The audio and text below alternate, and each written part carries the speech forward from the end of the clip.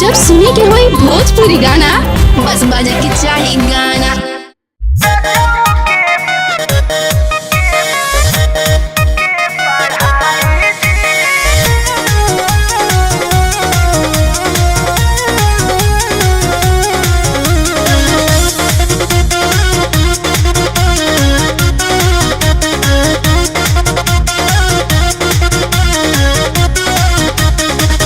खेती किसानी जानी पियब से कराई जी अम्मा जी।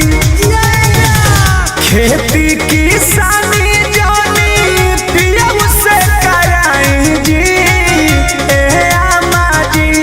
पढ़तानी तो पढ़ाई जी अम्मा जी। हमरा रजऊ के पढ़ाई जी कॉपी कलम हमारा बलम के धराई जी अम्मा जी।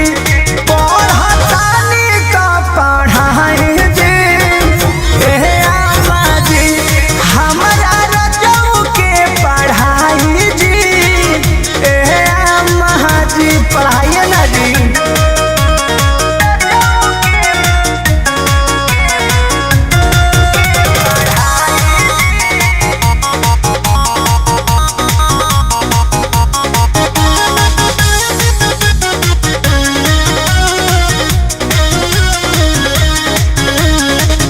देवरू से भले डहलावाइले हब बिया जी। बाकी कवले जकरे जोई है हमार पिया जी। ए अम्मा जी बात बुझली ना। देवरू से भले डहलावाइले हब बिया जी। लेकिन कवले यहाँ कहरे जोई है हमार पिया जी। घटता पोजीशन अब टीवीशन लगाई जी अम्मा जी। पढ़तानी तो पढ़ाई जी अम्मा जी। हमरा रजऊ के पढ़ाई जी अम्मा जी।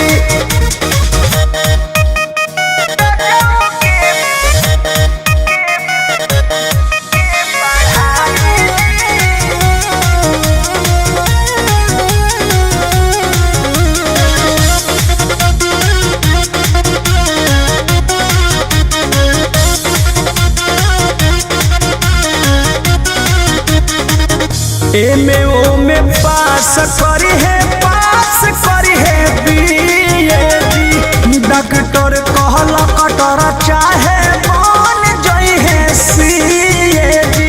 ए अम्मा जी अरे पंकज बबुआ लेखा हो गई है। एमे ओमे पास करी है बीए जी। डॉक्टर कहल कटर चाहे बन जई है सीए जी। कृष्णा बेटर पर मनु के सिखाई जी अम्मा जी। कृष्णा बेटर शंकर याद के सिखाई जी अम्मा जी। पढ़तानी तो पढ़ाई जी अम्मा जी। कि हमारा पियऊ के पढ़ाई जी अम्मा जी। खेती किसानी जानी पियब से कराई जी अम्मा जी। पढ़तानी तो पढ़ाई जी अम्मा जी।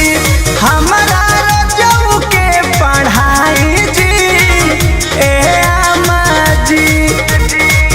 कॉपी